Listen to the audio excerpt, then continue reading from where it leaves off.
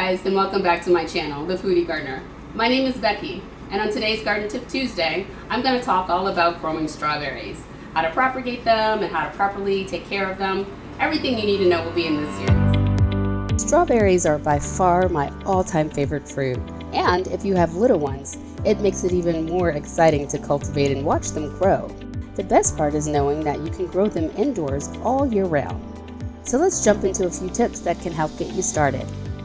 Now, when growing strawberries, you want to start off with bare roots and not from seed, because you typically have to wait about a year or two before they begin producing any berries at all.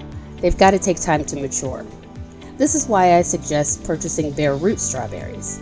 These are what the bare roots look like. They come dehydrated and dried, and oftentimes they are a sister plant or a more mature plant. Now, when using bare root strawberries, you can grow them hydroponically, which means growing them in water primarily, or you can grow them in the soil. Now, when you're planting them in the soil or in the hydroponic system, you want to make sure that you pay close attention to where the crown is sitting. If you plant it too deep, you can cause the crown of the strawberry to begin to rot. So you want to try to get it right at the middle, just before the crown of the strawberry, as you can see right here.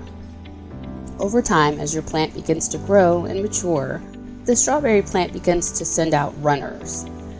These runners will eventually become what they call a sister plant or daughter plant. When I want to propagate my strawberries, meaning grow more plants from the main mother plant, I oftentimes keep these attached, and I employ two different methods to promote growth. One way is to find a separate container.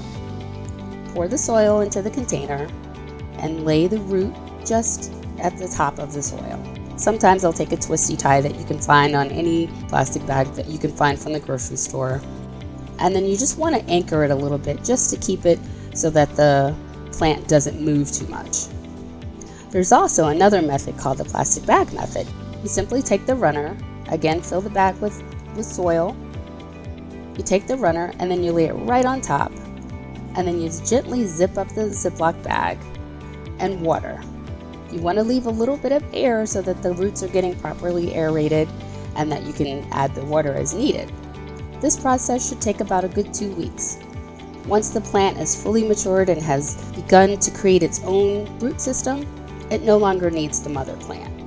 One other key element to consider when growing indoors is lighting.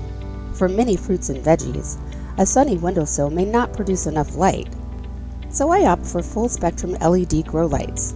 One other tip that you need to consider when growing strawberries indoors is realizing you don't have bees in your home, luckily. So you want to incorporate something called hand pollinating. You basically are just going to take a soft brush, a makeup brush or a little paintbrush, and gently push the pollen into the center of the flower.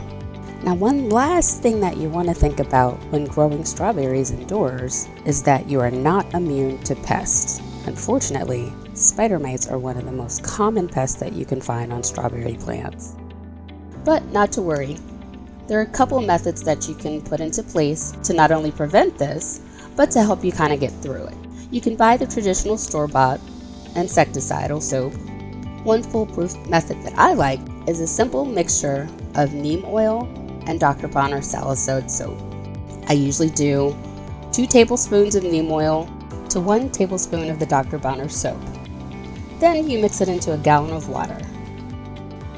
The soap basically acts as an adherent and keeps the oil and the water from separating, and it makes it lay on the leaves. So all you want to do is just spray the leaves with a generous amount of the solution, taking care to spray under the leaves as well, because oftentimes the insects will hide underneath. That's all I have for today. If you thought this video was helpful, go ahead and give it a thumbs up. And don't forget to subscribe so that you can catch more videos like this in the future. And as always, here's wishing you great eats and happy gardening.